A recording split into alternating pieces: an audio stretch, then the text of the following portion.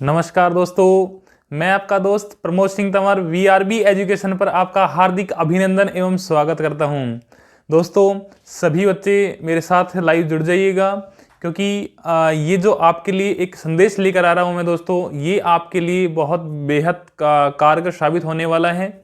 दोस्तों, आपके लिए मैं बता दूं कि हमने, जी हाँ दोस्तों, इस वीआरबी एजुकेशन की टीम ने आपके लिए, आपके हित के लिए आरपीएफ का जो न्यू बैच लेकर आ रही है दोस्तों, ये वीआरबी एजुकेशन आपके लिए आरपीएफ के इस न्यू बैच में आपके लिए जो कंटेंट लेकर आ रही है वो आपके लिए जानदार रहने वाला है, वो आपको सिलेक्शन दिलाने वाला है।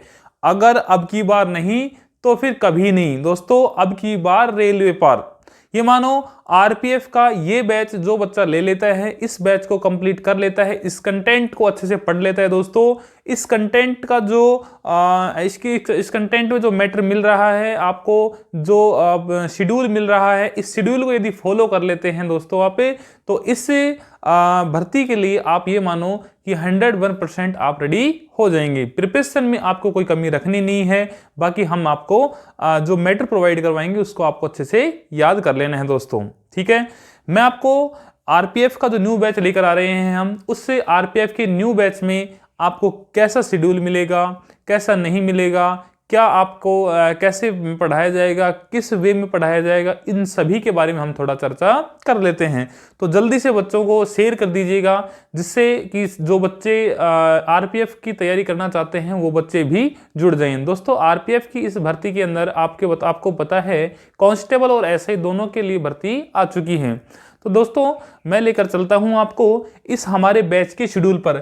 जी हां दोस्तों, रेलवे भर्ती परीक्षा 2024 खुशखबरी है आपके लिए तो कि रेलवे भर्ती जो है आरआरबी रिक्रूटमेंट जो बोर्ड है उसने 2024 में जो आरपीएफ की जो वैकेंसी निकाली है उसके लिए हम एक बैच लॉन्च कर रहे हैं। और इस बैच के लॉन्च होने में कोई अब गुंजाइश बाकी नहीं है, क्योंकि हमने आज से ही वो बैच चालू कर दिया है। इस बैच में जो बच्चा हमारे साथ कंटिन्यू बना रहेगा, कंटिन्यू जुड़ा रहेगा, वो बच्चा ये मानो कि दोस्तों इस बैच में आपको सफलता मिल जाएगी, इस बैच में सफलता मिल जाएगी दोस्तों। तो जिस बच्चे के पास ये वीडियो नहीं पहुंची है उसको शेयर कर दीजिएगा, क्योंकि अभी क्लास स्टार्ट नहीं हुई है, क्लास स्टार्ट होना बाकी है। मैं अभी शेड्यूल बता देता हूं थोड़ा सा कि रेलवे भर्ती परीक्षा 2024 में दोस्तों वैकेंसी आई है RPF constable and RPF sub inspector. हाँ जी दोस्तों, दो प्रकार की वैकेंसी आई हैं, एक है आरपीएफ कांस्टेबल और दूसरी है आरपीएफ सब इंस्पेक्टर। एसआई और कांस्टेबल दोनों की वैकेंसी आई हैं। साथ साथ में हम इससे जस्ट पहले जो भर्ती आई थी जिसके फॉर्म अप्लाई हो चुके हैं वो है एएलपी असिस्टेंट लोको पायलट। आने वाली जो वैकेंसी है ग्रुप डी, एनटीपीसी, टेक्निकल की आ चुकी है, आरपीएफ की आ रखी है। इन सभी बैचेज के लिए, इन सभी की भर्ती के लिए आपको ये बैच आपको जीरो से हीरो तक लेकर जाएगा, आपको बिल्कुल निम्न स्तर से हाई स्तर तक लेकर जाएगा। दोस्तों, ये बैच आपको डाउन से अब तक लेकर जाएगा। बैच स्टार्ट फ्रॉम 1 मई 2024। जी हाँ दोस्तों, ये जो बैच है वो आज से ही शुरू हो चुका है। 2024 मई से ये बैच 1 मई से स्टार्ट हो चुका है। इस बैच में आपको जो विशेषताएं मिलने वाली हैं वो कुछ इस प्रकार से हैं दोस्तों। ये मिलेगी बैच आपको Monday to Friday regular classes मिलेंगी दोस्तों। ये वीक में Monday to Friday regular classes मिलेंगे आपको। रेगुलर क्लासेज में शेड्यूल कैसा रहेगा वो अभी मैं बात बताऊंगा दोस्तों। सेकंड नंबर पॉइंट है थ्योरी प्लस एमसीक्यू अलग अलग क्लासेज। जी हाँ दोस्तों, ये एकमात्र वीआरबी एजुकेशन दे रहा है। ये आपको विशेषता, वीआरबी एजुकेशन ने बहुत रिसर्च किया है कि बच्चा कैसे पढ़ना ठीक रहेगा, बच्चों के लिए जल्द कम टाइम में अच्छा कैसे तैयार हो पाए बच्चे, उसके लिए हमने ये डिसाइड किया कि बच्चों को पहले थ्योरी क्लास मिलनी चाहिए। जिस टॉपिक की थ्योरी क्लास मिलेगी उसी का एमसीक्यू तुरंत बाद मिल जाएगा। एमसीक्यू जरूरी है दोस्तों, क्योंकि जो टॉपिक आपने पढ़ा उस टॉपिक से रिलेटेड क्वेश्चन आपको आ रहे हैं या फिर नहीं आ रहे, उसके लिए आपको एमसीक्यू पढ़ना पड़ेगा साथ साथ। जी हाँ दोस्तों, अगर आपने थ्योरी क्लासेस प्लस एमसीक्यू कर लिया, दिस इज इट मींस जो टॉपिक है वो आपका क्लियर हो गया। नेक्स्ट पॉइंट है सभी क्लास विषय विशेषज्ञों द्वारा, जो दोस्तों स्पेशलिस्ट हैं, हमारी टीचर जो हैं वो सभी स्पेशलिस्ट हैं, मैथ स्पेशलिस्ट हैं, रीजनिंग स्पेशलिस्ट हैं, उन सभी के द्वारा आपको क्लासेज मिलेंगी। फिर है नेक्स्ट दोस्तों सभी सब्जेक्ट का 0 टू एडवांस लेवल, दोस्तों बिल्कुल आपको बेस लेवल से पढ़ाया जाएगा और आपको टॉप लेवल तक लेकर जाएगा, एडवांस लेवल तक लेकर जाएंगे दोस्तों, ठीक है। फिर है दोस्तों नेक्स्ट एग्जाम से पहले मैराथन क्लास। जी हाँ दोस्तों, आपका जो फाइनल एग्जाम होगा उससे पहले आपको हर विषय की मैराथन क्लास से मिल जाएगी। इस मैराथन क्लास में जैसे हमने आर्मी का रिजल्ट दिया है, आर्मी के जो मैराथन क्लास में देखा आपने कि हमारे जो एग्जाम में जो क्वेश्चन आए थे वो सेम डिक्टो हमारी मैराथन क्लास से मैच कर रहे थे, क्योंकि हमने मैराथन क्लास में केवल एग्जाम को देखकर हमने किया, ना कि हमें सिलेबस को करवाना था। हमें तो ये देखना था कि आर्मी में जो मैटर आता है उससे रिलेटेड पढ़ाया जाए, इसमें आरपीएफ से रिलेटेड जो भी मैटर रहेगा वो पढ़ाया जाएगा दोस्तों। फिर है weekly 3 previous year paper solution. जी हाँ दोस्तों, वीक में 3 पेपर आपको सॉल्यूशन करवाए जाएंगे जो कि पिछले एग्जामों में आ रखे हैं या प्रीवियस ईयर जो है उनके क्वेश्चन को आपको सोल्व करवाया जाएगा। नेक्स्ट है सभी क्लासेज की पीडीएफ दी जाएगी। दोस्तों आपको जो स्क्रीन रिकॉर्ड करके आपको सभी क्लासेज की पीडीएफ है वो प्रोवाइड करवाई जाएगी डिस्क्रिप्शन बॉक्स में। ये इस प्रकार की हमारी कुछ विशेषता रहने वाली हैं। अब मैं बात करता हूँ क्लासेज शेड्यूल की। तो जो क्लास है दोस्तों वो आपकी लाइव क्लास रहेंगी मंडे टू फ्राइडे रहेंगी। ये है दोस्तों जो पहली क्लास है वो 8 AM जीके थ्योरी क्लास, आपको 8 बजे सुबह मिलेगी। आपको क्या जीके क्लास 9 बजे मिलती है आपको एमसीक्यू। दोस्तों जैसे ही जीके क्लास होगी, जीके की क्लास के तुरंत बाद आपका एमसीक्यू स्टार्ट हो जाएगा। इट मीन्स 8 बजे जीके क्लास और 9 बजे आपका एमसीक्यू क्लासेज हो जाएगा दोस्तों। फिर है 12 बजे रीजनिंग क्लास होगी दोस्तों। उसके बाद में 6 बजे आपको मैथ क्लासेज होगी, 7 बजे आपकी साइंस क्लासेज होगी, 8 बजे आपका साइंस एमसीक्यू चलेगा। दोस्तों 7 बजे जैसे ही आपकी साइंस क्लास होगी, जस्ट इसके बाद 8 बजे आपकी साइंस एमसीक्यू चलेगी। इसमें आपको जो है 7 बजे जो अभी फिलहाल जो पढ़ाया जा रहा है आपको साइंस 7 बजे क्लास चलेगी, उसमें आपका साइंस का कोई टॉपिक होगा, उस टॉपिक से रिलेटेड जो भी क्वेश्चन बनते हैं उन क्वेश्चन को एमसीक्यू में लेकर आएंगे हम। और वो कब लेके आएंगे दोस्तों? जस्ट अगली क्लास में 8 बजे लेकर आएंगे। 7वां जो है पॉइंट है वो है सोमवार बुधवार शुक्रवार 5 AM प्रीवियस ईयर सॉल्यूशन। दोस्तों हमने बताया कि 3 प्रीवियस ईयर सॉल्यूशन करवाएंगे, तो वो पेपर जो हैं वो कब करवाएंगे दोस्तों? सोमवार को, बुधवार को और शुक्रवार को शाम 5 बजे हम पेपर का सॉल्यूशन करवाएंगे। तो दोस्तों आ जाइएगा, जुड़ जाएगा हमारे साथ, क्योंकि हम लेकर आ रहे हैं आपके सामने वीआरबी का बहुत एक अच्छा शेड्यूल लेकर आ रहे हैं। इस शेड्यूल से आप जो है कि बहुत एक आगे तक जा सकते हैं, क्योंकि आप कांस्टेबल की तैयारी कर रहे हैं तो दोस्तों आपका सिलेक्शन सुनिश्चित है, क्योंकि आपको जो वीआरबी का एजुकेशन है वो आपके लिए जो अच्छी टीम लेकर आ रही है, अच्छा कंटेंट लेकर आ रही है। ये कंटेंट और ये जो मैटर है यदि आप पढ़ लेते हैं तो दोस्तों ये मानना कि आपकी जो भर्ती है वो आपके लिए फिक्स हो गई है। दोस्तों आपकी एक सीट फिक्स करनी है तो वीआरबी पे आपका एक सब्सक्रिप्शन आपको चाहिएगा। जी हाँ दोस्तों, एक सब्सक्रिप्शन से एक सीट फिक्स होने वाली है, तो जल्दी से इस लाइव क्लासों को शेयर कर दीजिएगा। जिन बच्चों के पास नहीं पहुंचा है उन बच्चों से शेयर करवाइएगा, सब्सक्रिप्शन करवाइएगा। अगर सब्सक्रिप्शन होता है तो दोस्तों एक सीट आपकी फिक्स होने वाली है। जी हाँ दोस्तों, एक सीट फिक्स करनी है तो फटाफट से इसको शेयर कर दीजिएगा। चलते हैं हम अभी हमारी क्लास में। साइंस की क्लास जो है वो आपकी जो स्टार्ट हो रही है, क्योंकि अब टाइम हो चुका है हमारा 7 बजे का। हमारी क्लास स्टार्ट हो चुकी है। जस्ट इसके बाद जो क्लास आने वाली है आपकी दोस्तों 8 बजे, वो आपकी एमसीक्यू आएगी दोस्तों। ठीक है दोस्तों, आपने दोस्तों क्लासेस को शेयर कर दी होगी, और यदि नहीं की है तो आप जल्दी से कर दीजिएगा। हम लेकर चलते हैं आपको हमारे साइंस की क्लासेस पर। दोस्तों आपको मैं बता देता हूं, क्योंकि ये जो साइंस सब्जेक्ट है ये सब्जेक्ट आपको रेलवे में पार करने वाला है। साइंस है जो आपको रेलवे में पार करेगा दोस्तों। और साइंस में जो मैटर है, जो कंटेंट है, वो कंटेंट कितना पढ़ना चाहिए, कितना पढ़ना है, ये किसी को नहीं पता होता है दोस्तों। तो मैं आपको एग्जैक्ट वही मैटर, वो 0 से हीरो लेवल तक का जो है, वो एडवांस लेवल तक का जो मैटर है वो आपको साइंस में लेकर मैं पढ़ाऊंगा दोस्तों।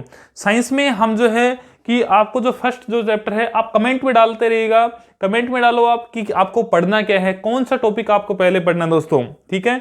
कुछ बच्चों का आपको बता देते हैं, हमने जैसे ही वो क्लासेज डाली थी उस क्लासेज में ये आया था कि सर आपको है कि फिजिक्स स्टार्ट करनी है दोस्तों, क्योंकि फिजिक्स से है जो साइंस के क्वेश्चन बहुत ज़्यादा बनने वाले हैं दोस्तों। फिजिक्स जो है भौतिक विज्ञान, सब्जेक्ट क्या है दोस्तों, भौतिक विज्ञान, भौतिक विज्ञान, भौतिक विज्ञान को बोलते हैं दोस्तों फिजिक्स, फिजिक्स, ठीक है दोस्तों। भौतिक विज्ञान मीन्स फिजिक्स, फिजिक्स जो है भौतिक विज्ञान, इसके अंदर हम उस कंटेंट को पढ़ेंगे, उस मैटर को पढ़ेंगे जो फिजिकली के हमें दिखता है, या फिर फिजिकली हम मेजरमेंट कर पाते हैं, फिजिकली हम जो चीज देख पाते हैं, वो सब किस में आता है, भौतिक विज्ञान में। दोस्तों भौतिक विज्ञान के जनक कौन है, तो भौतिक विज्ञान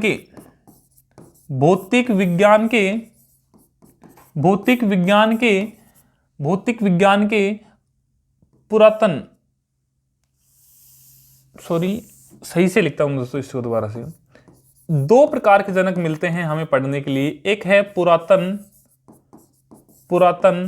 भौतिकी के जनक, पुरातन भौतिकी के जनक, ठीक है दोस्तों। ये कौन है, ये हैं वैज्ञानिक न्यूटन। पुरातन भौतिकी के जनक हैं दोस्तों वो है वैज्ञानिक न्यूटन। दूसरे जो वैज्ञानिक हैं वो हैं आपके दोस्तों आधुनिक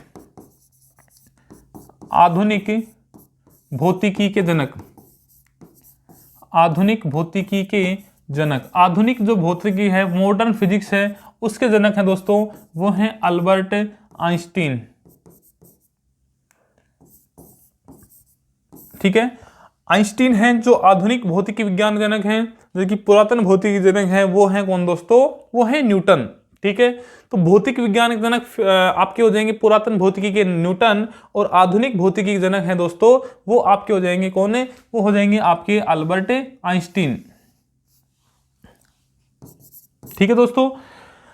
अब देखिएगा जो आपका पहला टॉपिक है वो आपका टॉपिक रहने वाला है दोस्तों ऑप्टिक्स। ऑप्टिक्स मींस आपका 25% ऑफ फिजिक्स पार्ट दोस्तों। 25% फिजिक्स का जो पार्ट है वो आपका अकेला ऑप्टिक्स लेकर चलता है। ऑप्टिक्स को बोलते हैं दोस्तों प्रकाशिकी। जुड़े रहिएगा, कमेंट करते रहिएगा दोस्तों, आपको नींद नहीं आनी चाहिए, कमेंट करते रहना और साथ साथ हमारे पास से जुड़े रहना। जो चीज़ें आपको समझ में नहीं आए वो कमेंट में डाल देना, या फिर आप एमसीक्यू जो होगा उसमें आपको क्वेश्चन देखने को मिलेंगे, आपको वहां से बिल्कुल क्लियर हो जाएगा। दोस्तों हम जो हैं क्लियर करने के लिए ही टॉपिक को आपको इसका प्रकार का शेड्यूल बनाया है कि एक क्लासेज में एक घंटे आपकी क्लास चले, दूसरे घंटे में आपका एमसीक्यू चले, ठीक है। वो इसलिए रखा है क्योंकि आपको बीच बीच में कंटिन्यू ऐसे मैटर भी नहीं होगा। आपका जो क्लासेज होगी आपकी डिले की, उस क्लासेज के साथ साथ आपको एमसीक्यू मिल जाएगा, उससे आपका जो टॉपिक है वो बिल्कुल क्लियर हो जाएगा। टॉपिक क्लियर करना बहुत जरूरी है, क्योंकि टॉपिक क्लियर नहीं होगा तो कोई मतलब ही नहीं है, ठीक है दोस्तों। अब देखिएगा साइंस का जो पहला टॉपिक है बताया मैंने आपको, वो टॉपिक कौन सा है दोस्तों। साइंस का जो पहला टॉपिक है वो आपका मैं लेकर चल रहा हूं ऑप्टिक्स, ठीक है। ऑप्टिक्स लेकर चल रहा हूं। ऑप्टिक्स होता है दोस्तों प्रकाशिकी। क्या होता है, ऑप्टिक्स होता है प्रकाशिकी। प्रकाशिकी मतलब कि प्रकाश से रिलेटेड जो चीजें पढ़नी है वो किस में पढ़नी है दोस्तों, प्रकाशिकी में पढ़नी है, ठीक है। अब देखिएगा दोस्तों प्रकाशिकी के अंदर भी पहला टॉपिक है वो है आपका प्रकाश। प्रकाश मीन से लाइट, ठीक है। प्रकाश मीन से लाइट। दोस्तों प्रकाश है क्या, लाइट क्या है, what is the mean of light, light का अर्थ क्या है, प्रकाश का अर्थ क्या है। सबसे पहले तो इसी पे बात पे हम चर्चा करते हैं, क्योंकि आरपीएफ के इस बैच में दोस्तों मैं बता देता हूं आपको, सीरियस होकर पढ़ना है आपको, क्योंकि साइंस का जो ये मैटर है ये आपको आरपीएफ में, रेलवे के अंदर, आरआरबी, जेई वगैरह सब के अंदर आपको जो मिलने वाला है, ये प्रकाशिकी जो टॉपिक है वो आपको बिल्कुल मिलने वाला है।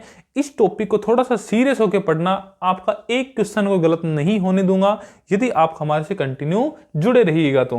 दोस्तों प्रकाश मीन से लाइट। अब दोस्तों लाइट क्या है, लाइट एक प्रकार की ऊर्जा है। लाइट क्या है दोस्तों, एक ऊर्जा है, और ये इस ऊर्जा की वजह से ही हम किसी वस्तु को देख पा सकते हैं।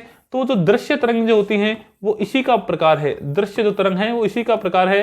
ये कह सकता हूं मैं कि लाइट जो है वो एक प्रकार की ऊर्जा है, और इसी की वजह से हम किसी वस्तु को देख सकते हैं, ठीक है।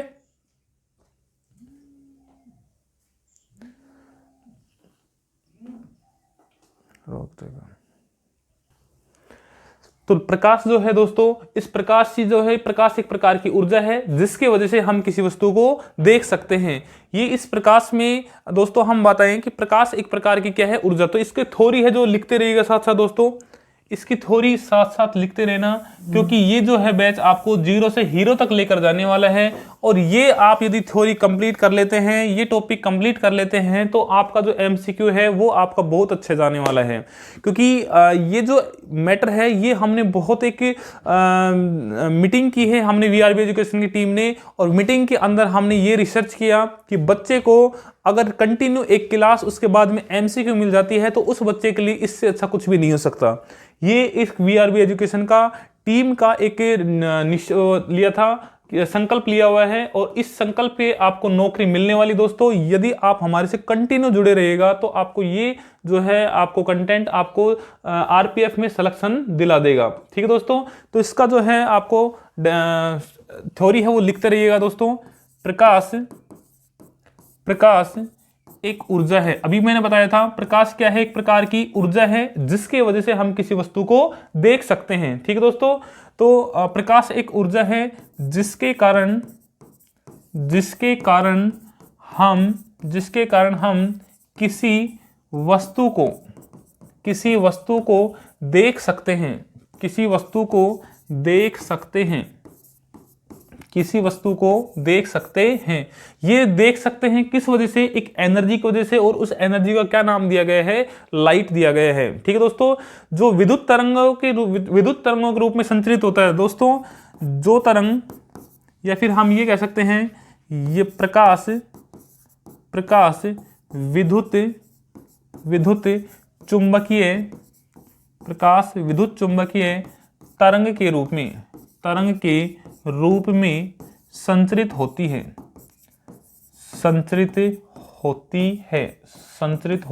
है। ठीक है, विद्युत चुंबकीय तरंग के रूप में संचरित होती है। ठीक है दोस्तों, इसकी जो है तरंग दैर्घ्य है वो तरंग दैर्घ्य कितनी होती है दोस्तों, तो इसकी तरंग दैर्घ्य 400 नैनोमीटर से 700 नैनोमीटर, 400 नैनोमीटर से 700 नैनोमीटर होती है। ठीक है दोस्तों, प्रकाश जो है वो विद्युत चुंबकीय तरंगों के रूप में संचरित होते हैं, और जो प्रकाश है उसका तरंग दैर्घ्य, हमारा जो दृश्य प्रकाश तरंग है उनका तरंग दैर्घ्य है 400 नैनोमीटर से 700 नैनोमीटर होता है। ठीक है दोस्तों, एंगस्ट्रम जो है वो तरंग दैर्घ्य की जो मापने की इकाई दोस्तों वो एंगस्ट्रम होती है। ये वैसे होती है एंगस्ट्रम में 3900 एंगस्ट्रम से 7800 एंगस्ट्रम होती है। ठीक है, ये जो है कौन सी तरंग की है, ये है दृश्य प्रकाश तरंग की, दृश्य प्रकाश तरंग। दृश्य प्रकाश तरंग की जो तरंग दैर्घ्य है वो है 3900 एंगस्ट्रम से 7800 एंगस्ट्रम होती है। ठीक है, अब चलते हैं दोस्तों हम नेक्स्ट। देखिए दोस्तों, जो प्रकाश है वो मैंने बताया विद्युत चुंबक के तरंगों के रूप में संचरित होती है। अब दोस्तों सबसे जो इंपॉर्टेंट क्वेश्चन बनता है वो आपका बनता है प्रकाश का, कि प्रकाश की प्रकृति कैसी होती है। प्रकाश की प्रकृति कैसी होती है दोस्तों, तो प्रकाश की प्रकृति दोस्तों मैं बता देता हूं आपको। ये क्वेश्चन आपका आरपीएफ में ऐसे कैसे छपने वाला है, प्रकाश की प्रकृति कैसी होती है। तो दोस्तों प्रकाश की प्रकृति के सिद्धांतों में आपको बताया गया है कि दो प्रकार की प्रकृति देखी गई है। एक प्रकृति होती है कणीय प्रकृति, एक होती है दोस्तों कौन सी, कणीय प्रकृति, और दूसरी प्रकृति होती है तरंगीय प्रकृति। जी हाँ दोस्तों, कणीय प्रकृति, और दूसरी है कौन सी, दूसरी कौन सी है दोस्तों, तरंगीय प्रकृति। प्रकाश या तो कण के रूप में आता है, ठीक है, प्रकाश या तो कण के रूप में आता है। वैज्ञानिक आइंस्टीन ने फोटोन सिद्धांत दिया था, वो इसी बेस पे दिया था। तो कणीय प्रकृति के आधार पे बताया कि प्रकाश कणीय प्रकृति का होता है, या फिर प्रकाश जो है तरंगीय प्रकृति के रूप में आता है। तो कणीय प्रकृति और तरंगीय प्रकृति, इन दोनों को सम्मिलित रूप से कहा जाता है ड्यूअल नेचर कहा जाता है, द्वैत प्रकृति कहा जाता है। जी हाँ दोस्तों, क्या कहा जाता है इसको, द्वैत प्रकृति कहा जाता है। ठीक है, ये है ड्यूअल नेचर। ड्यूअल नेचर दोस्तों, प्रकाश की जो प्रकृति होती है वो कौन सी होती है दोस्तों, वो होती है आपकी कणीय प्रकृति या फिर तरंगीय प्रकृति। दोनों प्रकृति को सम्मिलित रूप से कहा जाता है द्वैत प्रकृति, ड्यूअल नेचर। इस क्वेश्चन को स्टार से नोट कर लेना दोस्तों, ये छपेगा, ये आरपीएफ में छपेगा कि प्रकृति प्रकाश की प्रकृति कैसी होती है, तो वो होती है दोस्तों दोहरी प्रकृति या फिर द्वैत प्रकृति, ड्यूअल नेचर होता है। ठीक है दोस्तों, अब चलते हैं हम कि प्रकाश जो किरणें हैं, प्रकाश किरणें वो कितने प्रकार की होती हैं दोस्तों, प्रकाश किरणें कितने प्रकार की होती हैं। तो प्रकाश किरणों के बारे में आपने 10th क्लास में खूब अच्छे से पढ़ा होगा। प्रकाश किरणें 3 प्रकार की होती हैं। कितने प्रकार की होती हैं? 3 प्रकार की होती हैं दोस्तों। एक होती है समांतर किरणें। समांतर किरणें दोस्तों मैं आपको 0 से एडवांस लेवल तक लेकर जा रहा हूं। इस क्लास के बाद इस क्लास के बाद इसी टॉपिक से रिलेटेड एमसीक्यू मिलेंगे आपको। इस क्लास को जल्दी से जल्दी ज्यादा से ज्यादा शेयर करो। एक शेयर पे ये मानो आपकी एक सीट पक्की होने वाली है दोस्तों। तो आपके पास जितने भी शेयर हो सकते हैं उतने शेयर कर दो दोस्तों। पूरे घर में जितने हैं आरपीएफ में जो फॉर्म अप्लाई कर रखा है उसकी नौकरी लगने वाली है दोस्तों। पहली है आपकी समांतर किरणें। समांतर किरणें। दूसरी हैं दोस्तों अभिसारी किरणें। दूसरी किरणें हैं जो कौन सी होती हैं? अभिसारी किरणें। और दोस्तों तीसरी जो है वो है आपकी अपसारी किरणें। अपसारी किरणें। जो किरणें हैं आपकी प्रकाश की वो 3 प्रकार की होती हैं, समांतर किरणें, अभिसारी किरणें और अपसारी किरणें। ठीक है दोस्तों, तो किरणें जो है इनमें फर्क क्या है? जो समांतर किरणें होती हैं ये किरणें बिल्कुल पैरेलल ऐसे चलती है दोस्तों। ये एक बिंदु से दूसरे बिंदु तक का जो गैप है दोस्तों वो हमेशा बराबर रहता है। ये किरणें हैं वो कौन सी हैं? समांतर किरणें। दूसरी है दोस्तों ये अभिसारी किरणें। मैं नोमेनक्लेचर के लिए पढ़ा रहा हूं ये चीजें, क्योंकि नामकरण में मैं ये वर्ड यूज करूंगा। उन वर्डों को बार बार में समझाने की जरूरत ना पड़े, क्योंकि आपको पता है कि समांतर किरणें कैसी होगी, अभिसारी किरणें कैसी होंगी, अपसारी किरणें कैसी होंगी। मैं इनके बारे में बार बार इस टॉपिक के अंदर यूज करूंगा, लेकिन आपको पता होना चाहिए इनमें डिफरेंस क्या है। तो पहला है समांतर किरणें। समांतर किरणें जो है इस प्रकार से चलती हैं। अभिसारी जो होती है दोस्तों, अभिसारी किरणें किसी स्रोत से आकर एक बिंदु पर आने वाली जो किरणें हैं, किसी एक बिंदु पर रुकने वाली जो किरणें हैं दोस्तों वो आपकी अभिसारी किरणें कहलाती हैं। दोस्तों कौन सी कहलाती हैं? अभिसारी किरणें। तीसरी है अपसारी किरणें। ये डाइवर्जिंग जो रेज हैं ये दोस्तों ये कुछ इस प्रकार से होती हैं। ये दोस्तों ये फैलने वाली किरणें होती है दोस्तों, ये कुछ फैलने वाली किरणें होती हैं ऐसे। ये जो हैं ये आपकी कौन सी हैं? अपसारी किरणें हैं। तो 3 प्रकार की प्रकाश की किरणें होगी। एक है समांतर किरणें। समांतर किरणों में हर जगह गैप समान रहेगा। अभिसारी किरणें किसी एक बिंदु पर अभिकेंद्रित हो जाती हैं। अपसारी किरणें वे किरणें जो फैल जाती हैं, किसी एक बिंदु से दूर फैल जाती हैं, वो कहलाती हैं दोस्तों अपसारी किरणें। ठीक है दोस्तों, अब ये मैं बात कर रहा हूं मैं नोमेनक्लेचर की, तो ये नोमेनक्लेचर आपका कंप्लीट हुआ। ठीक है दोस्तों, अब मैंने बताया कि प्रकाश एक प्रकार की ऊर्जा है जिसके माध्यम से हम किसी वस्तु को देख सकते हैं। विद्युत चुंबकीय तरंगों के रूप में ये गमन करती हैं। प्रकृति बताई मैंने द्वैत प्रकृति होती है, ड्यूअल नेचर होता है इसका। इसकी जो रेज होती हैं वो 3 प्रकार की होती है, समांतर किरणें, अभिसारी किरणें, अपसारी किरणें।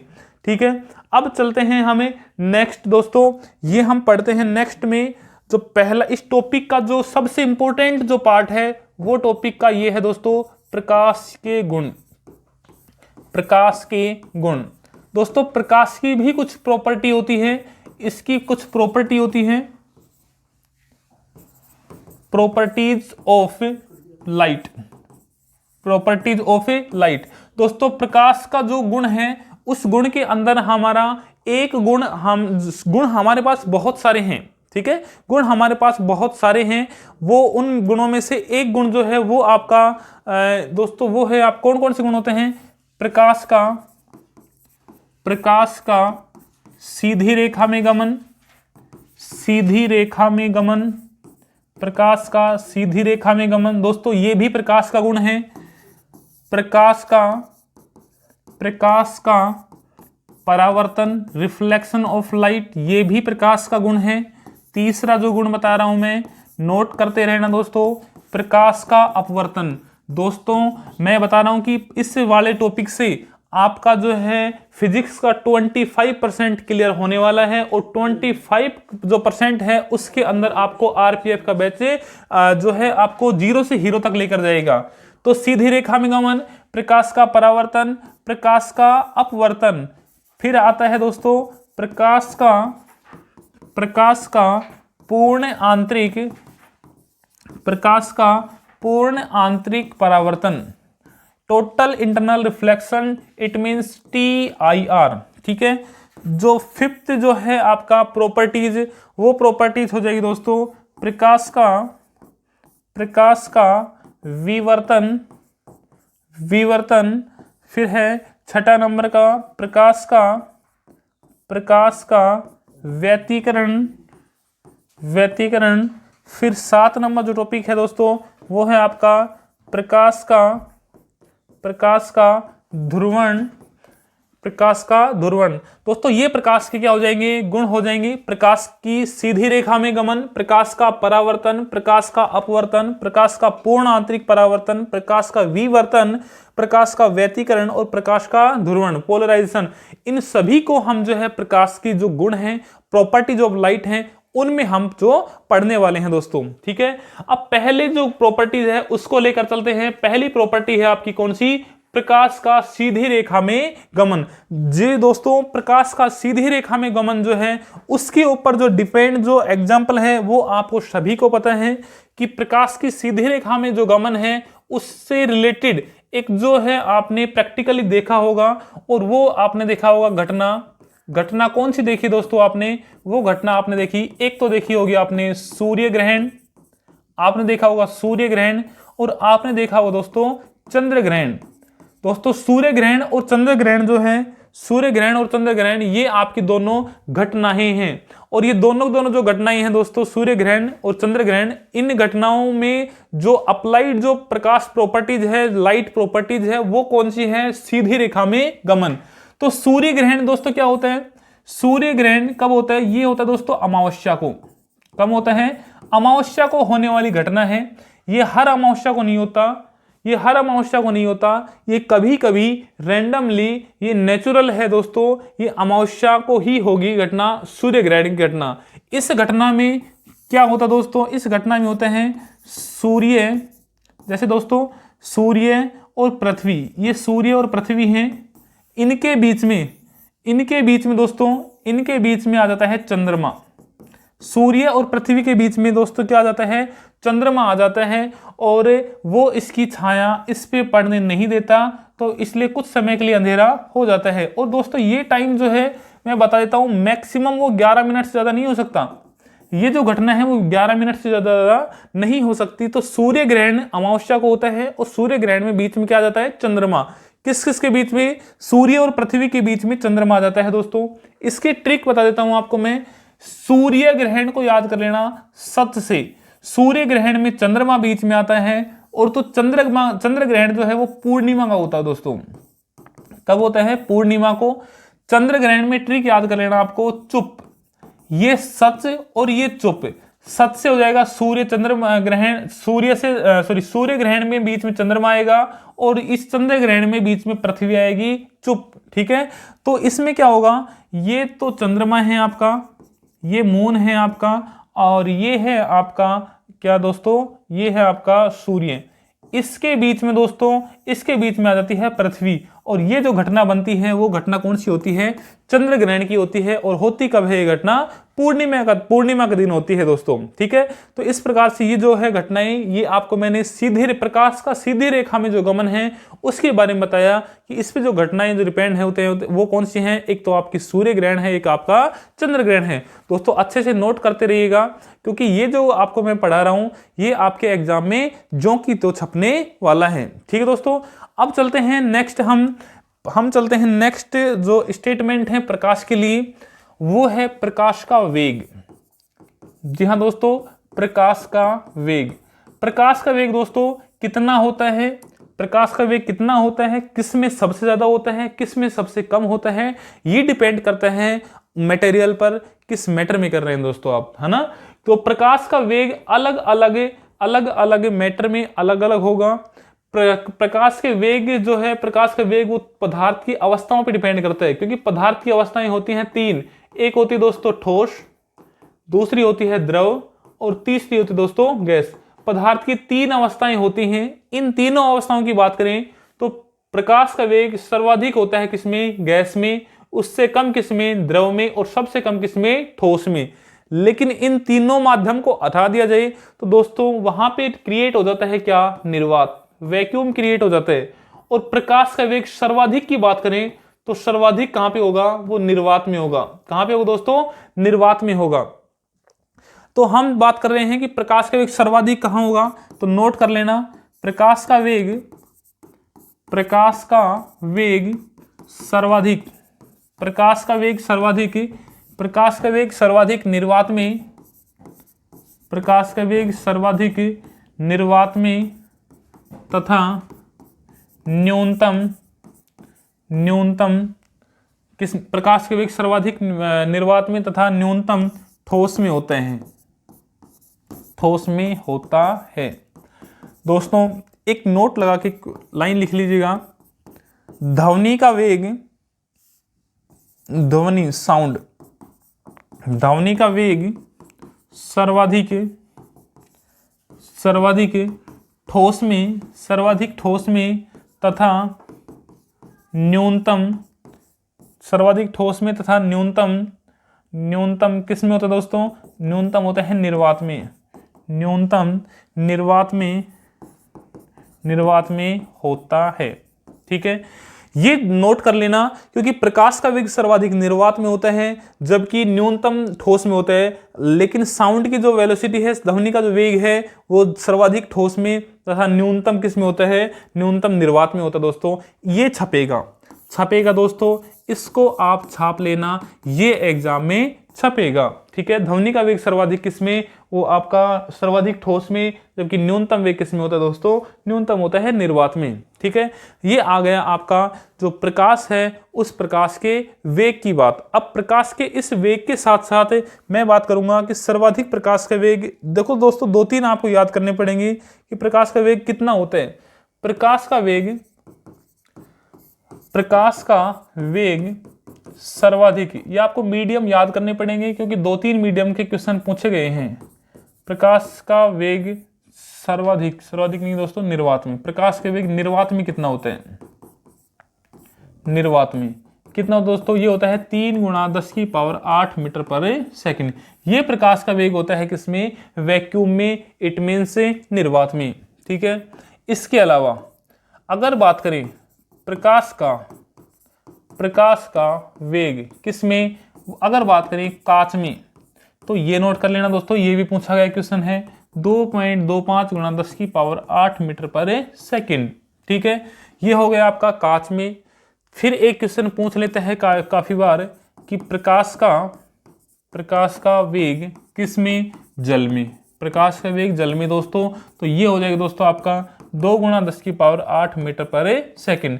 ये तीनों आपके पेपर में पूछे जाने वाले हैं। ये आपका दोस्तों ये 25% कम है, ये दोस्तों 35% कम है। ठीक है, ये कुछ इस प्रकार से जैसे जैसे सॉलिड की तरफ बढ़ते जाएंगे दोस्तों, वैसे वैसे प्रकाश का वेग कम होता चला जाता है। ठीक है, सॉरी मैंने उल्टा बता दिया, ये दोस्तों जस्ट अपोजिट है इसकी। ये प्रकाश का वेग जल में होता है दोस्तों, ये होता है 2.25 × 10⁸, और ये होता है दोस्तों 2 × 10⁸ मीटर पर सेकंड। ठीक है, मीटर पर सेकंड। ये है आपका प्रकाश का वेग। ये निर्वात में 3 × 10⁸ होता है, कांच में 2 × 10⁸ होता है, और जल में कितना होता है? 2.25 × 10⁸ होता है। ठीक है दोस्तों, जब दोस्तों प्रकाश जब अपना मीडियम चेंज करती है, जब अपना माध्यम चेंज करता है, तो क्या क्या फर्क पड़ता है दोस्तों? एक लाइन नोट कर लेना, क्योंकि ये क्वेश्चन जो है आपके एग्जाम में देखना उठाकर आपके बहुत बार आ चुका है ये क्वेश्चन, क्योंकि ये इंपॉर्टेंट क्वेश्चन रहने वाला है। ठीक है, तो प्रकाश जो है, प्रकाश जब एक माध्यम से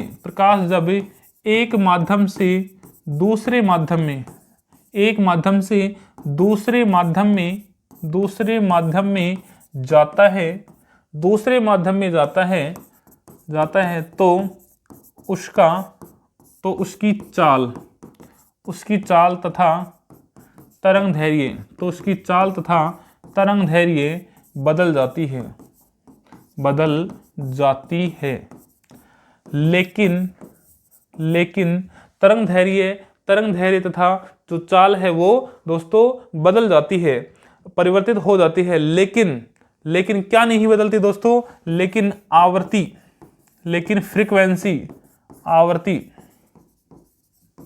फ्रीक्वेंसी नहीं बदलती है। जी हाँ दोस्तों, रट लेना, इसको छाप लेना, ये एग्जाम में छपेगा। जब प्रकाश एक माध्यम से दूसरे माध्यम में जाता है तो उसकी चाल तथा तरंग दैर्घ्य दोनों बदल जाती हैं, जबकि उसकी आवर्ती इट मींस फ्रीक्वेंसी नहीं बदलती है, ये सेम रहने वाली होती है। ठीक है दोस्तों, तो आपका जो है ये प्रकाश के टॉपिक में ये इंपॉर्टेंट जो चीजें हैं मैं वो नोट डलवा रहा हूं मैं उसके लिए, और मैं उनको सभी को आपको लिखवा रहा हूं, क्योंकि आपको आरपीएफ के इस बैच में रेलवे से रिलेटेड जो भी क्वेश्चन आ रखे हैं आज से पहले, उन सभी क्वेश्चनों का पर्दाफाश करने वाले हैं। और ये जो क्वेश्चन है आपके लिए, ये अगले जो एग्जाम होने वाले हैं आपके, उन सभी एग्जामों के लिए इंपॉर्टेंट हैं। आपको आर्मी के हिसाब से पढ़ा रहा हूं मैं, सॉरी रेलवे के हिसाब से पढ़ा रहा हूं। रेलवे में आरपीएफ या आरआरबी, जेई वगैरह, एनटीपीसी किसी भी पेपर के लिए तैयारी कर रहे हो, रेलवे में यदि पढ़ना है तो साइंस आपको वीआरबी एजुकेशन से पढ़ोगे तो ये मानो आपको दोबारा पढ़ने की जरूरत नहीं है। ठीक है, तो आवर्ती नहीं बदलती है उसकी, केवल उसका क्या बदलता है दोस्तों? चाल और तरंग दैर्घ्य दोनों बदलती हैं। ठीक है, अब एक बात बताओ दोस्तों, जब एक मीडियम चेंज होंगे तो चाल तो जाहिर सी बात है बदलेगी, जो वेवलेंथ है वो भी बदलेगा। फ्रीक्वेंसी क्यों नहीं बदलती? तो फ्रीक्वेंसी क्यों नहीं बदलती दोस्तों? कि फ्रीक्वेंसी हर लाइट के लिए अलग अलग होती है और दोस्तों वो फिक्स होती है, वो बदल ही नहीं सकती। ठीक है, अब बात करेंगे दोस्तों कि जब सूर्य से जो प्रकाश आता है, चंद्रमा से प्रकाश आता है, वो कैसे कैसे आता है, कितने मिनट में आता है दोस्तों? तो हम थोड़ा सा लेकर चलते हैं पहले सूर्य के बारे में। सूर्य के बारे में बात करते हैं दोस्तों, सन के बारे में बात करते हैं। तो सन के बारे में हम ज्यादा तो टॉपिक पढ़ेंगे नहीं, क्योंकि हम सूर्यमंडल नहीं पढ़ रहे हैं अभी, हम वही पढ़ेंगे जो हमें इस टॉपिक से रिलेट करते हैं। ठीक है, तो दोस्तों सूर्य जो है, इससे जो ऊर्जा मिलती है, किस प्रकार से मिलती है? तो सूर्य से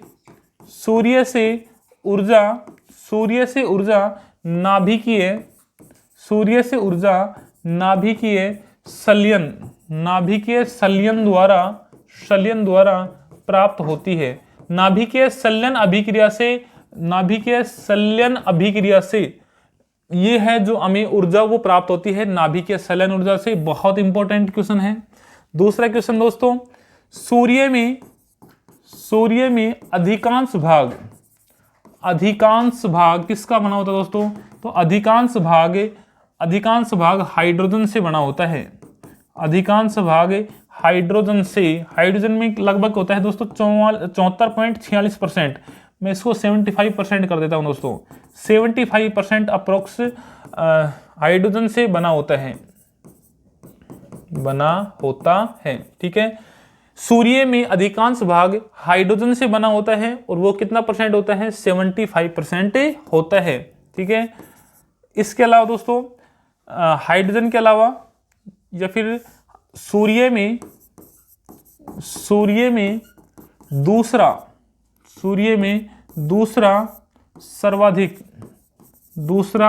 सर्वाधिक अधिकांश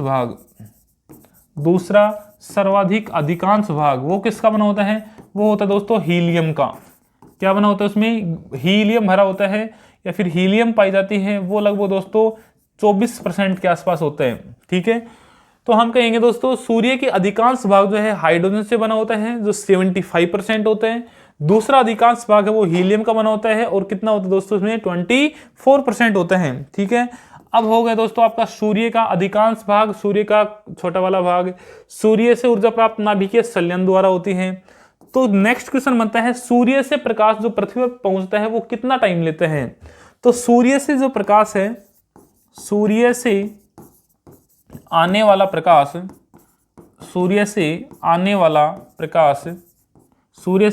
प्रकाश पृथ्वी पर पहुंचने में 8 मिनट 20 सेकंड अर्थात 8 मिनट 20 सेकंड अर्थात 500 सेकंड, अर्थात 500 सेकंड का सूर्य से आने वाला प्रकाश पृथ्वी पर पहुंचने में 8 मिनट 20 सेकंड अर्थात 500 सेकंड का समय लेता है।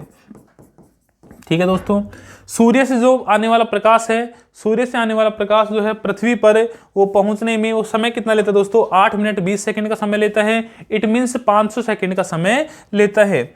दोस्तों, सूर्य का जो अधिकांश भाग दिखाई देता है हमें, सूर्य का सामने दिखाई देने वाला भाग वो क्या कहलाता है दोस्तों? वो कहलाता है किरीट। क्या कहलाता है? किरीट कहलाता है। इस किरीट का तापमान कितना होता है? किरीट का तापमान 6000 डिग्री सेल्सियस के समथिंग होता है दोस्तों। ठीक है, जो सूर्य का अधिकांश भाग, सामने दिखाई देने वाला भाग है वो किरीट कहलाता है और उसका तापमान कितना होता है? 6000 डिग्री सेल्सियस होता है। दोस्तों, सूर्य के बारे में आपको मैं जो जानकारी दे रहा हूं ये केवल वो जानकारी है जो आपके एग्जाम को रिलेट करती है। ठीक है, क्योंकि आपके आरपीएफ के एग्जाम में उठाना, आपके आरआरबी के एग्जाम में उठाना, एनटीपीसी के एग्जाम उठाना, ग्रुप डी के एग्जाम के प्रीवियस ईयर उठाना, आपको सूर्य से यदि जानकारी मिलती है दोस्तों, वो क्वेश्चन मिलते हैं, वो आपको इन्हीं में से क्वेश्चन आपको मिलने वाले हैं। ठीक है, फिर बताते हैं दोस्तों, इसमें जो है आपका टाइम कितना टाइम लिया उसने? 8 मिनट 20 सेकंड का लिया। सूर्य से आने वाला जो प्रकाश है पृथ्वी पर पहुंचने में 8 मिनट 20 सेकंड लिया। सूर्य का सबसे अधिकांश भाग जो है वो हाइड्रोजन का बना है, दूसरा अधिकांश भाग हीलियम का बना है। ऊर्जा जो मिलती है वो किससे मिलती है? नाभिकीय संलयन द्वारा मिलती है। ठीक है, ये आपका हो गया कौन सा भाग दोस्तों? ये सूर्य का भाग हो गया।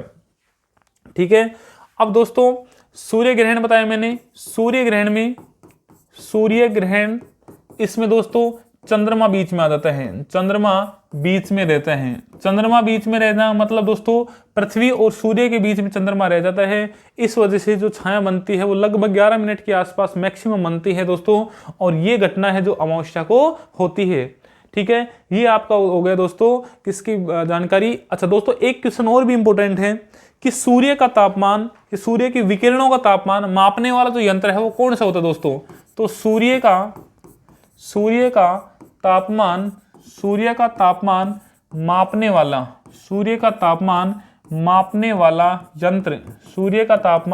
वाला यंत्र वो है दोस्तों पाइरोमीटर। कौन सा है? पाइरोमीटर। इसको कहा जाता है उच्च विकिरण तापमापी कहा जाता है। उच्च विकिरण तापमापी कहा जाता है दोस्तों। ठीक है, तो सूर्य का तो तापमान मापने वाला यंत्र है वो है आपका पाइरोमीटर, उच्च विकिरण तापमापी। ठीक है, क्योंकि दोस्तों ये उच्च विकिरण तापमापी है, वो 800 डिग्री सेल्सियस से ऊपर का तापमान मापने का काम करता है। ठीक है, ये हो गया आपका सूर्य से रिलेटेड क्वेश्चन सारे कंप्लीट कर लिए हमने। ठीक है, अब लेकर चलते हैं हम इसकी घटनाओं के बारे में। उससे पहले मैं एक जानकारी और दे देता हूं दोस्तों। सूर्य का जब बात कर रहे हैं हम सूर्य की, तो चंद्रमा की भी बात कर लेते हैं, चंद्रमा की भी बात कर लेते हैं दोस्तों। चंद्रमा जो है इससे जो प्रकाश आता है वो कितने टाइम में आता है? तो चंद्रमा से पृथ्वी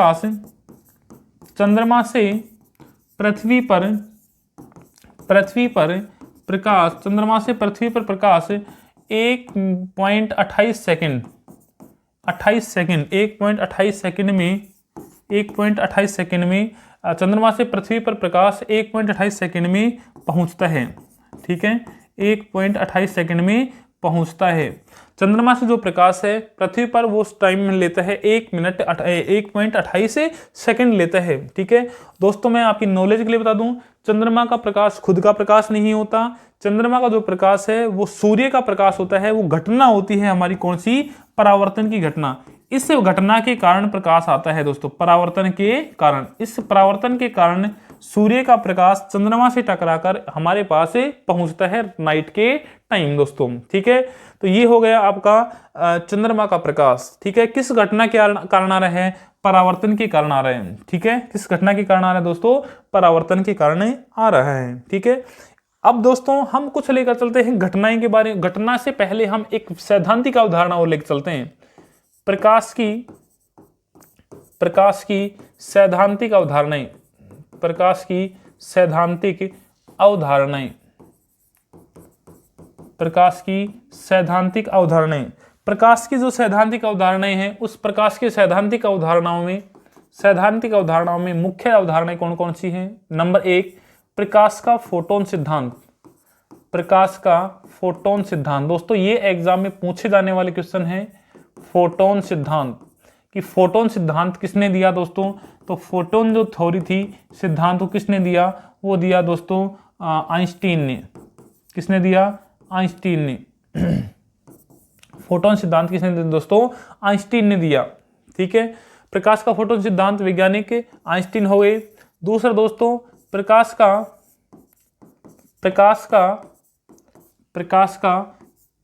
विद्युत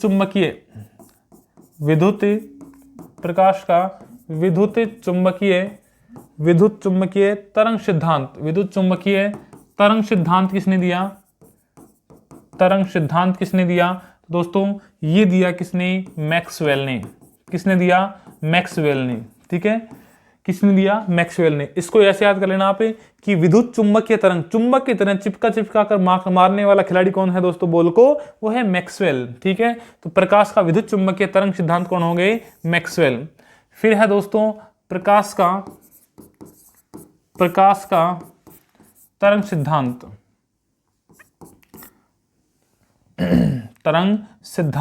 प्रकाश का तरंग सिद्धांत ये किसने दिया दोस्तों? ये दिया किसने? वैज्ञानिक हाइजेन।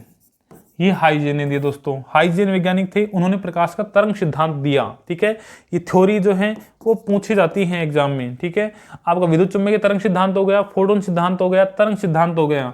इसके अलावा दोस्तों कौन सा बच गया? वो है आपका प्रकाश का क्वांटम सिद्धांत। प्रकाश का क्वांटम सिद्धांत किसने दिया? वो दिया दोस्तों किसने? मैक्स प्लांक ने। किसने दिया? Max Planck. ठीक है दोस्तों, किसने दिया? मैक्स प्लांक ने दिया प्रकाश का क्वांटम सिद्धांत। नेक्स्ट जो है दोस्तों, ये घटना आपकी है, ये अवधारणा कौन सी है? ये है प्रकाश की द्वैत प्रकृति सिद्धांत। द्वैत प्रकृति सिद्धांत, डुअल नेचर थ्योरी जो है वो किसने दी थी? वो दी थी दोस्तों दे ब्रोगली ने। किसने दी थी? दे ब्रोगली ने इस प्रकाश के लिए डुअल नेचर थ्योरी दी थी, द्वैत प्रकृति सिद्धांत दिया था। ठीक है दोस्तों, तो प्रकाश की सैद्धांतिक अवधारणाएं कौन कौन सी होगी? प्रकाश का फोटोन सिद्धांत आइजैक न्यूटन ने, आइंस्टीन ने दिया। प्रकाश का विद्युत चुंबकीय तरंग सिद्धांत मैक्सवेल ने दिया। प्रकाश का तरंग सिद्धांत हाइजेन ने। प्रकाश का क्वांटम सिद्धांत मैक्स प्लांक ने। और प्रकाश की द्वैत प्रकृति डुअल नेचर जो थ्योरी है वो किसने दी दोस्तों? दे ब्रोगली ने दी। तो ये हो जाएंगी हमारी प्रकाश की सैद्धांतिक अवधारणाएं। छाप लेना दोस्तों, ये आपके जो है एग्जाम में छपने वाला है और ये एग्जाम को लेकर आपके लिए बिल्कुल ये मानो परफेक्ट मैटर है। और इस मैटर को मैं बिल्कुल जीरो से लेकर हीरो तक लेकर जाने वाला हूं।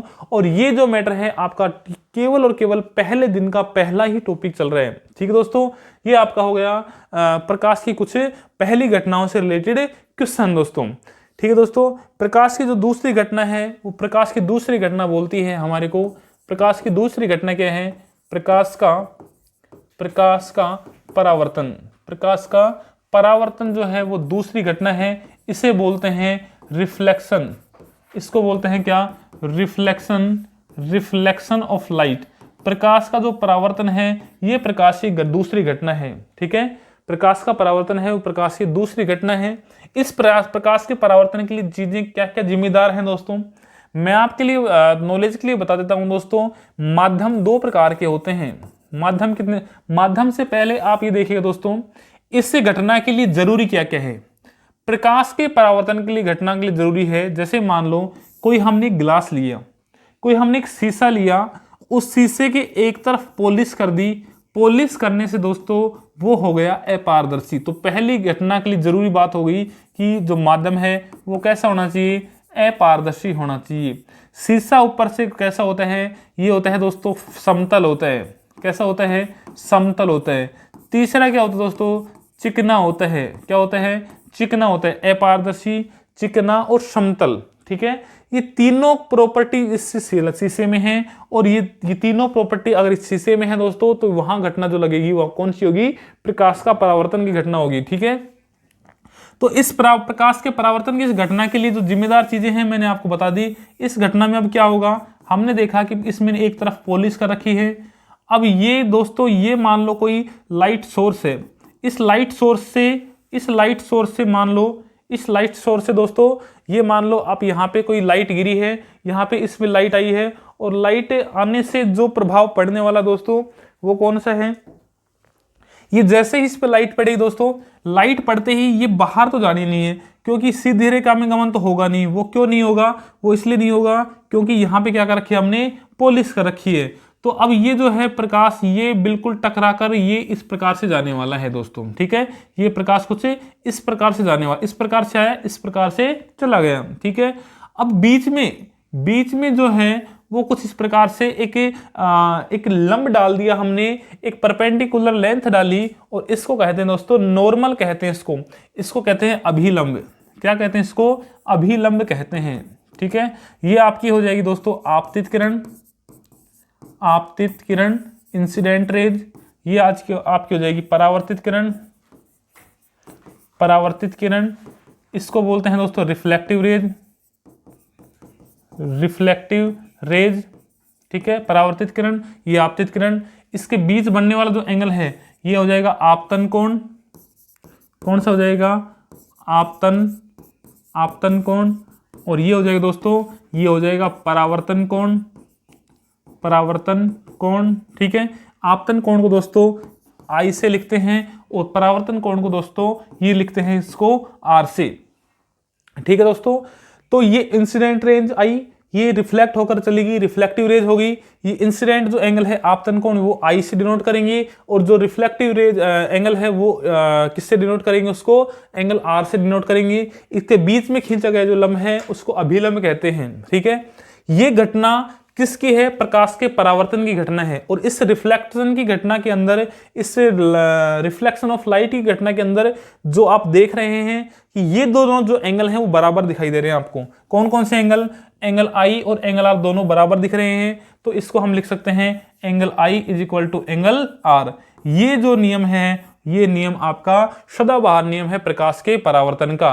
दोस्तों बोल बाके बिहारी लाल की जय। ये आपका जो है पहला नियम निकल के आ गया कि प्रकाश के इस घटना में इसकी पहला नियम नंबर 1, कोण आई बराबर कोण आर। ठीक है, ये पहला नियम हो गया। दूसरा नियम क्या बोलता है दोस्तों कि अब आपतित किरण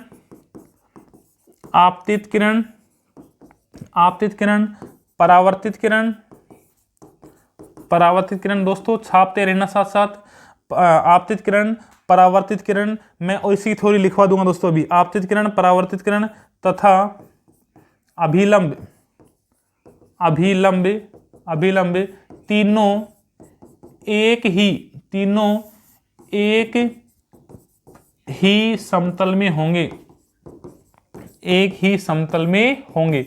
दोस्तों ये आपके नियम निकल के आ गए प्रकाश के अपवर्तन की घटना से। जी हाँ दोस्तों, प्रकाश के अपवर्तन की घटना से नियम निकल के आ गए आपके। नियम क्या निकल के आ रहे हैं? पहला नियम है angle I is equal to angle are.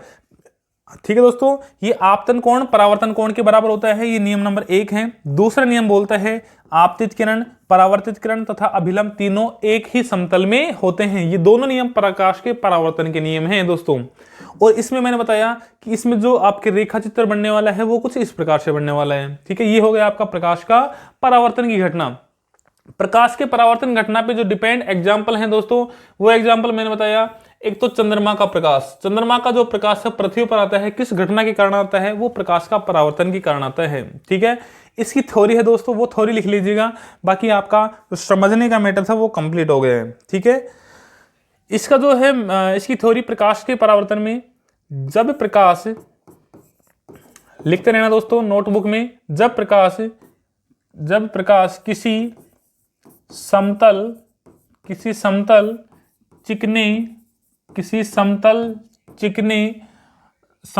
चिकने अपारदर्शी पृष्ठ पर जब प्रकाश किसी समतल चिकने अपारदर्शी पृष्ठ पर टकराता है तो वह उसी माध्यम में, जी हाँ दोस्तों, मैं उसी दिशा नहीं बोल रहा, मैं उसी माध्यम बोल रहा हूं, उसी माध्यम में वापस लौट जाता है, उसी माध्यम में वापस उतना ही कोण बनाकर, कितना कोण, जितना बना रहा था आते टाइम, उतना ही कोण बनाकर लौट जाता है। यही प्रकाश का परावर्तन है। ठीक है। और प्रकाश की इस परावर्तन घटना में मैंने बताया कि जो एंगल I = एंगल R है वो नियम 1 है, और नियम जो दूसरा था, ये नियम करके लिख लेते हैं दोस्तों कि नियम नंबर 1 है वो कोण I = कोण R। इस कोण I को मैं लिखूंगा आपतन कोण, तो ये हो जाएगा आपतन कोण बराबर परावर्तन कोण। ठीक है। और दूसरा जो नियम है दोस्तों वो मैंने बताया आपको, आपतित किरण, परावर्तित किरण और दोस्तों अभिलंब, तीनों एक ही समतल में होंगे। ठीक है। ये जो है नियम नंबर 2 है।